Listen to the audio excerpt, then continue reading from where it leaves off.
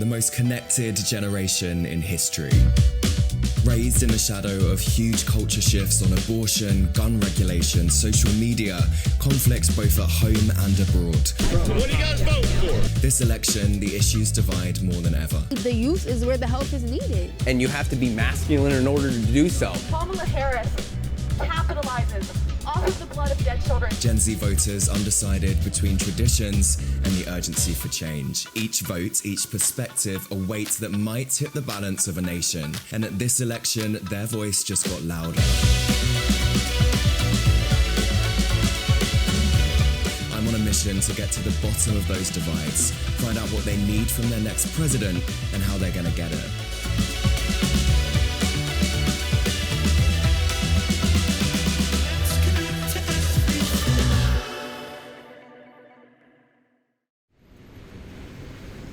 Whoever said that driving in the US was easy was straight up lying. So I'm leaving New York City on a road trip to find out what young voters want in this upcoming US election. Interestingly, only half of young voters actually turned up to vote in the 2020 US election. And it looks like there's a real gender divide in this age demographic as well. More male voters leaning towards Trump and more female voters leaning towards Kamala Harris. So I guess, firstly, I want to find out how politically engaged Gen Z are at the moment. And if you look historically at the US, the younger generation has been at the forefront of some real social change. You take the civil rights movement, young people were on the front lines, and anti-Vietnam War protests, a lot of that was pushed forward by students. The 26th Amendment, where younger people got the right to vote, right through to today with climate change, and you've got 17 and 18-year-olds walking out of school to protest climate policies in this country. There's so much social change pushed forward by younger people. So I guess this year I want to find out if they even care about this election and if they're even going to turn up to vote. I'm starting out in Pennsylvania. Politics is very much at the forefront of people's minds. I'm at Pennsylvania State University. It's a campus battleground. Here, they want their vote to be heard. And as the sun sets over State College, the students turn up in droves. Trump! Is that Trump? What are you guys voting for? Trump or for communism? They were waiting for Vivek Ramaswamy. He's a Trump advocate and former Republican presidential nominee. The tour was basically advertised on how Gen Z have been brainwashed by the government and media. We've seen peak wokeness, and I do think that peak racial wokeness, at least in recent years, is probably behind us.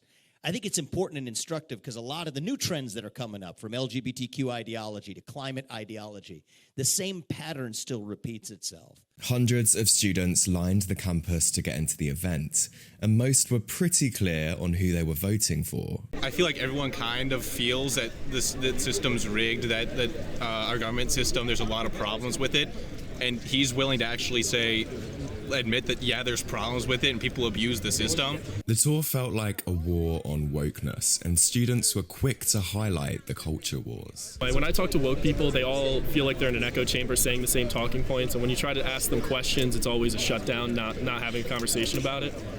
If that's what it means to be woke, I'm not woke. A lot of younger Republican students are starting to find their voice and actually talk. I think before, they didn't care enough to go out and vocalize their issues, but I think now it's becoming a lot more vocal. Now, broadly speaking, it did feel like the crowd was dominated with more male voters. So who is influencing that vote? If you're a young man, then you're starting to lean heavily to the right, I feel. But if the United States, at least, culture is downstream from politics. So a lot of people are very passionate about getting their personal culture or cultural preferences into the office. The next day, despite the Trump flags, it was the Democrats' turn. Heading down to town, you could see the brat voters were out in force. Congresswoman Alexandria Ocasio-Cortez, famously popular among liberal voters, was coming to deliver a speech on campus. It's my first kind of rally event that I've ever been to, so I'm super, super excited. Just like last night, the rally was equally busy. all there to show their support for Kamala. It's access to healthcare, it's gun rights, it's abortion, it's a lot of different things going into this for me, so yeah. To me, Kamala is standing up for democracy and standing up for rights and the Constitution. And I believe Trump isn't standing up for that. And with the backdrop of a Republican demonstration just across the road, students stood their ground. Wait, sorry, can you repeat that? You will eat and love it if you vote for her. She's the voice that I think younger people feel more connected to. The policies that she is vying for, and just the social and even financial viewpoints that she has definitely align more with the younger generation. One Democrat outside the rally felt like she had a grip on why many young male voters could be turning away from Kamala. I think Gen Z men find it to fit in. They need to support the male candidate instead of the woman. I think maybe the right-wing media is perhaps feeding on their insecurities, perhaps of being a young male or something, I don't know. Hundreds poured into the theatre ready for AOC's speech and went wild as they waited for her.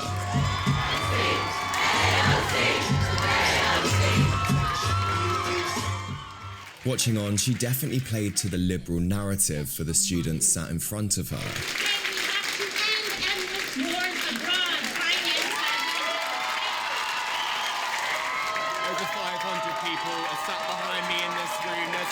More students that couldn't get in outside. The Democrats have definitely captured the brat vote. You'd never get a reaction like this for politicians at UK universities. I just wonder if the Democrat voice outweighs the Republican voice on this campus. The event felt so different to the day before. Anti-woke versus wide awake, and seemingly young men versus young women. Hey, why don't you think the Democrats appeal to young male voters anymore?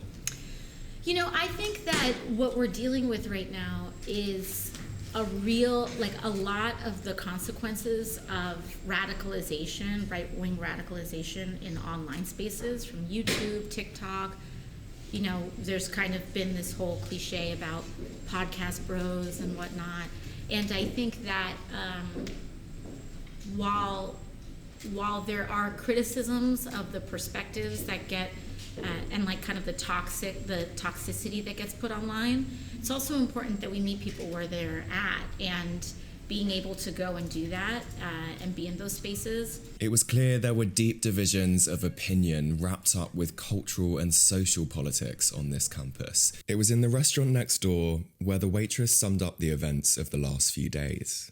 When we looked across the street and we saw, all the Trump signs and stuff like that, it just kind of brought back a sense of where our country's at right now. And it feels very divided, and yet I didn't even realize that this long line, which wrapped around the entire street, was all here for AOC. And it brought me to tears because it reminded me that this isn't as much of a division as we think, and that a lot of people do want to come together and to generally bring in a presidency that's going to move all of us together for a greater future. So it was really important and really special today. The next stop was Lancaster, Pennsylvania. It's early on a Sunday morning. But already, the atmosphere in this city is building. Who do you want to win the election? Trump's in town. And the crowds have already started to gather. So after my few days at State College and meeting with AOC, she said this election was very much being fought on social media. I'm meeting with a group called the Maga Boys, or the Maga Meme Pack, they call themselves. They're picking me up and we're going to a Trump town hall. They're using social media to get the Republican message across to younger voters, and I want to see what kind of memes they're using and how they're using social media to push the Trump message forward. So here it goes. They've been following Trump around the country. Hey, what's up, buddy? How you doing? And have become so well known, they've managed to get me a VIP ticket. In the beginning, we'll probably go around, and but once we go to get registered, we'll talk to the gals that run it, and then... Driving into town, we talked about the potential fallout of Trump losing another election. Do you think you'd see the same as what happened at the Capitol? like this time around? That was staged. Yeah. That was staged. That was 100%. I mean, it's already been proven. There's no real evidence to that statement. I'm holding back the guard. Trump's dominating the young male vote, and I wanted to see what the MAGA boys thought of it. I went to a Turning Point action event, and it was very, like, young men. Yeah. There weren't many young women. Right. So why do you think that the Democrats seem to have lost that young male The whole vote? abortion thing. Really? So, because the news just pushes, they're like, Donald Trump's trying to take your right to having an abortion. Pretty much all mainstream media. It's all... Yeah, they're pushing it down the throats of the women. They're like, he's taking your rights away. He's telling you what you can and can't do. Evil, bad man. You know what I mean? Hate this man. So it's just like, oh my God, it's nauseating. But now, like, a lot of people are like, you know, thank God with Elon Musk with X, now they're like, well, no, that's not what it says, and that's not what the bill's designed for. As we got further into the city, I thought I'd leave the questions until after the main event. Yeah, this is nothing. When we get into the heart of it there, it's real fun. I'm a bit nervous. Nah. Don't be, bud. As we walked towards the town hall, That is fantastic, you guys. appreciate you. All eyes were on the MAGA boys. We were swarmed with Trump fans trying to take their picture. Yeah, I knew to be a MAGA boy. USA! USA! USA! Again, there's no shortage of young men. He's just a good president. He's a good guy. He fights for a lot of good stuff. Second Amendment rights, right to bear arms. He's a super good president, and I think he'll do good for the economy in 2024. Let's get a lot of attention. A little bit. These guys are awesome. I just met them and they're already incredible people. Modern day BLM, modern day LGBTQ, modern day feminism. These movements are meant to demoralize and go after men like us, call us trash, call us monsters, saying that we're what's wrong with the world when we're the ones who built that world. And all of a sudden they want us to support them after what they've been calling us for the last 3.5 years. Now Kamala Harris wants our vote? I don't think so. I had to ditch the camera to get into the town hall, where we of course had to find the best seat. And they're the same people that run his country. Now it's just a case of sitting back and waiting for the show to begin. As the room became packed full with Republicans, the MAGA boys sprung into action, and were only distracted by the man himself. Get it done! MAGA boys! Yes! Yes, done! We're going to make America great again, greater than ever before.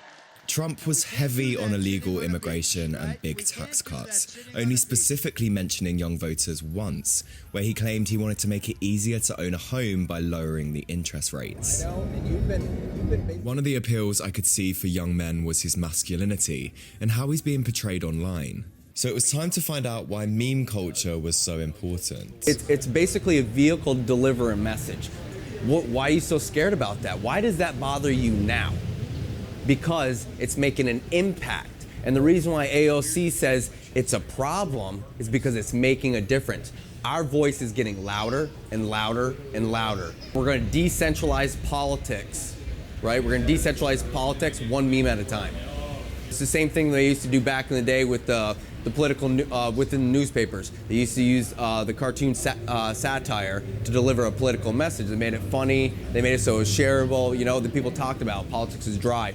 The way we're doing it is we're doing it to a digital space. We can basically mute their lies and we can call it out on a national scale. And what's great about it is everybody has a phone, right? So the way the politics runs now, it's archaic. They go up and they canvass and they door knock, but you're not touching every single voter. The millennial and the Gen Z, you know, they're getting left out. The economic state, they're not able to afford a home. So how are you reaching that voter?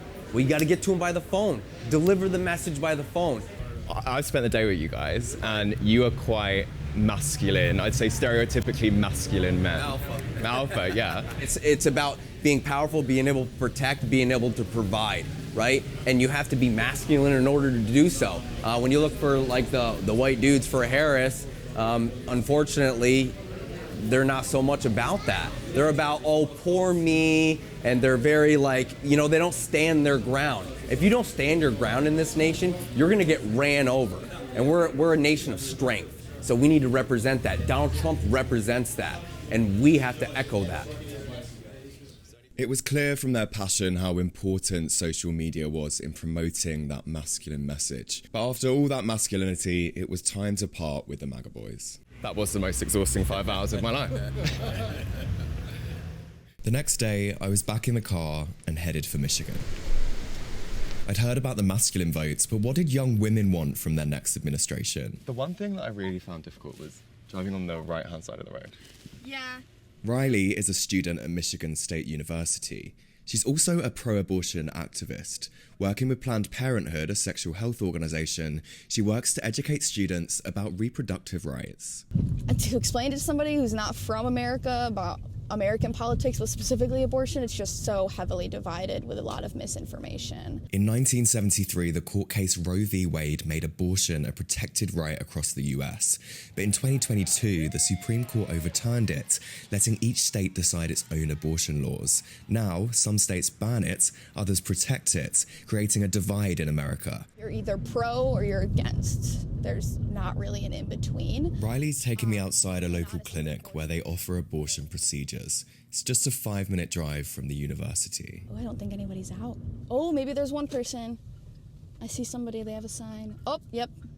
What does the sign say? Pray to end abortion. And they just stand there all day? They stand there, and we're lucky here because usually they would stand at the clinic, so the clinic's right there. But in Lansing, they just stand on this corner. We're in a state where abortion is legal, and we're in a town which is very student-dominated, and you've still got anti-abortion protesters, basically on campus. Yeah, and we're lucky to have them be tame. My camera quickly attracted attention. What kind of interviewing are you doing? Do you want me to say? I don't care. And this is Riley. She's a pro-abortion activist. We're just doing some interviews about why Roe v. Wade is so important, I guess. Oh, good to know. There's many opinions out there, so this is why we're out there, to protect life. We were also given a card to read. So they have something on here for abortion pill reversal, which is interesting. As a young person going for an abortion, it's really difficult to have to walk past that, right? Yeah, especially with that sign saying pray to end abortion. If you're religious in any sense and you see that and you're like, that could be a sign that you feel like you're doing the wrong thing. We left it there and headed back to campus. I wanted to see how politics came into all of this. Trump or Harris? I'm voting for Harris. Of course, she is pro-abortion, and that's really important to me. What would a Trump presidency do for young people's reproductive rights? Man, I think that a Trump presidency, again, for reproductive rights specifically, it's like something I don't even want to imagine. I think the abortion bans would get way worse. If there was a national abortion ban, I think our whole world would change. It would be a much more dangerous place. I think Gen Z as a whole is leaning towards not having kids, and I think you'd see a lot more of that. I had a friend, I was a freshman in high school. She was in a relationship that was not very healthy, and she did get pregnant, and I didn't know. And she did end up having an abortion as we were 14. It's really scary to think that that couldn't have been an option, and her life would have been changed completely. And now there are some people who are 14 who have to make these decisions to either put themselves in harm's way, possibly like dying from getting a procedure that would be illegal. There isn't really a question. Riley was clear that Kamala Harris was the candidate for young voters when it comes to reproductive rights in this election. But just a couple of cities over, the feeling couldn't be any more different. Kamala Harris kills babies! Underneath the Spirit of Detroit statue, a monument said to represent hope and progress, the progressive anti-abortion uprising are staging a protest. And they're not afraid to shop. Kamala Harris capitalizes off of the blood of dead children. And this group pride themselves on being liberal, left-leaning feminists, but anti-abortion. For that reason, they seem to have attracted a lot of younger voters. Watching on, it was clear how deeply this debate ran alongside the election. Sing it! Help us, nation. But even on this side of the argument, there was still such a broad range of views and opinions that I really wasn't prepared for. They have become a perpetrator of violence, just as the rapist. And the abortion did not take that rape away. One of their younger members, 18-year-old Avi, sat down with me after the protest. I was trying to see how they considered their movement progressive, given most of the young Democrats I'd spoken to would say the opposite. Yeah, so a lot of the stuff that we believe in is all left-wing. Like, we all believe in making birth free healthcare, racial equity. All of our views are leftists, except stereotypically abortion, but we would argue that that actually is more of a leftist view anyways. It's so hard because I see these people that hold all of these same views that I do, and in my eyes, they are okay with a genocide. So we agree on everything, but they're okay with a genocide. And sorry, when you say genocide, do you mean? Yeah, abortion. I would say that abortion is genocide 100%. And I can't support the Republican side that's okay with the genocide, and I can't support the Democratic side that's okay with the genocide. And so I think that I need to vote in the way that I feel like could preserve the dignity for the unborn the best. What I wasn't expecting to find was even more divides on this side of the argument. I was raped when I was 15. I was pregnant by my rapist. I understand how that feels, to be so trapped, to be so young, to be so scared. But the one thing that I noticed, the one thing that I learned, was that my daughter was an innocent third party. She did nothing wrong. And I don't think that I don't think that I had the right, or anyone else has the right, to punish their child for something that they didn't do, for something that their rapist did. You've got a couple of members who were stood there who were basically comparing mothers who have been raped to their rapist. That's quite a strong statement. Saying that women are comparable to our rapists in any way, shape, or form is just, it was very shocking for me to hear. It is definitely, okay to say, yes, they took a human life. Is it okay to say that we're on the same level as our rapists? That is something that I don't know really how you rationalize, or really how they got to that conclusion. But this is your group. Yeah, and it is, and that is the thing that is, can sometimes be hard, because we have progressive voices in our movement, and then we also have some voices that are not what we want represented, and they're just the loudest. Spending the morning with the group gave me a real sense of just how different their perspectives are, even when they're fighting for the same thing. For Avi, though, when it comes to election night, she won't be cheering for either side. Is not bought with the blood of our children. One topic that means the most for some young people is Israel's bombing of Gaza. Ask your question. Yeah, what's up? Trump or Harris? Neither. Why? Can I answer that? Yeah. Why? I don't know. They both support the genocide in Gaza. I don't think either one is better because they're both funding a genocide. Yeah, I can't put my vote to somebody who is pro-genocide. That word genocide is strongly disputed by Israel, but it's something I heard again and again on every campus. This summer, dozens of universities across America set up encampments. Welcome to Stateside. I'm April Baer. On today's show, where voters in the uncommitted movement might be headed this fall. At a radio station in Michigan, many Gen Z and millennial voters are angry. Zena is recording for a podcast she's about to drop. It's on the uncommitted movement, a group who are not voting unless Biden or Harris can achieve a ceasefire in the Israel-Hamas war. It gave people an option. So where they felt like they had nowhere to go, it gave them a place, a safe haven, maybe. Okay, if I do this, I'm not killing anyone. I know a lot of people are feeling as though, okay, I can't make a conscious decision. Like, if I vote for Trump, people are going to die. If I vote for Kamala, people are going to die. Like, what do I do with my vote? So it gave people a place to be where they could feel okay with their decision. How much does the conflict in the Middle East come into this vote? 99.9%. Yeah. I think it's... For young people. For young people. No one aligns with what the administration is doing right now. Zena told me about a student a couple of towns away who was at the University of Michigan encampment. He says he was pepper sprayed by police when they moved in to clear it. This is footage from the raid. You can see me standing right here wearing a gray shirt and a keffiyeh. And you can see that I get pepper sprayed directly in the face with the crowd spraying. and I try to like calmly walk back, but then I trip over someone. He claims a few months after the encampment was disbanded, he was charged with trespassing for being there.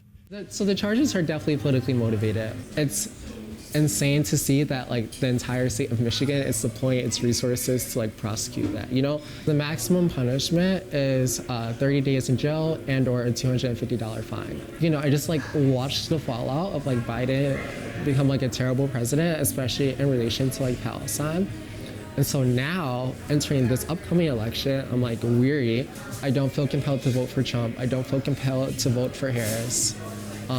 You know, third party is an option, and I think symbolically it's important, but I'm like strongly considering skipping the top of the ballot. Essentially, that means not voting for a president. Josiah joins a big group of students who are planning something similar.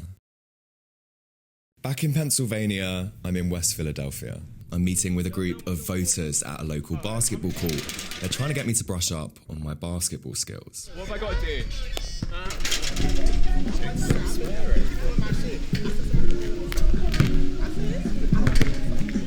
Off this court though, life hasn't been that easy. I was told the average household income here is low.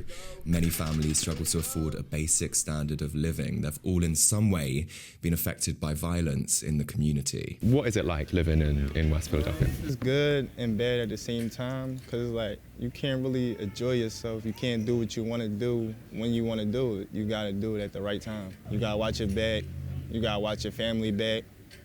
Just gotta watch around you. Mike's lived in the city his whole life. He says the number one thing he wants to change after this election is gun violence. Affecting my life, it took a lot of loved ones from me. And I just can't get them back. And I lost at least probably like 10. 10 people? Yes. From shootings in West Philadelphia? Yes, 4 in one summer. Now it's just starting to become normal. Do you think it's ever gonna change? No. What's the solution? Just get out the city. That's all I could think of. For Presley, it's her first election, but she doesn't think either candidate is speaking to younger voters. I only say I don't want to vote because neither party is giving me what I need. It's not giving me the urge to go say, yes, I'm going to vote for Kamala. Yes, I'm going to vote for Trump. It's not, because honestly, to me, it's not about money. No, it's not about just, helping the middle class. No, it's about helping where help is needed. And honestly, the youth is where the help is needed. No, I'm still looking into it, but right now, it's look, I got to vote for Camilla with my mom and grandma, so it probably would change my life no matter what, but I don't know if it would change my life for the better or for the worse. So I just have to be prepared for it. So I actually can't believe how unfazed Mike was when he was telling me about how many people he'd lost to gun violence growing up in West Philadelphia, and how even though he is going to vote, he doesn't think that either candidate is going to make any difference in his area. And the same with Presley. It seems like she's lost all hope in politics. She's 18, it's her first election, and she's not even going to vote. It seems like most of the young people I spoke to today have given up on politics entirely. In the city of Ann Arbor, Michigan, it's game day. Michigan State against University of Michigan. Students gather outside their houses for barbecues, and there's red cups everywhere for beer pong. Election worries aren't top of their list. We're out here to have a good time. Doesn't matter about politics on a football game. Just think about who's going to throw the ball the furthest, who's going to catch it the deepest, and who's going to drink the hardest. I mean, it's all going to be anyway, right? So you just got to make the best of it. Worried about, now that you brought it up, I'm a little worried about it today, but yeah. I'm gonna worry about it more tomorrow. It's all about ball, you know? 11v11, not 1v1. Football unites, it doesn't divide.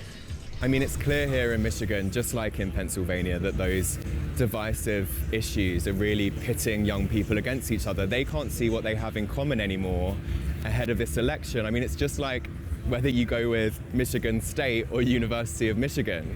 This generation have picked their side, or no side at all, as I found out. I mean, this lot are sick of me asking politics questions ahead of a football game, and they're able to put the gender divides, the culture wars, the foreign relations aside for one evening, but When it comes to election nights, I'm not so sure.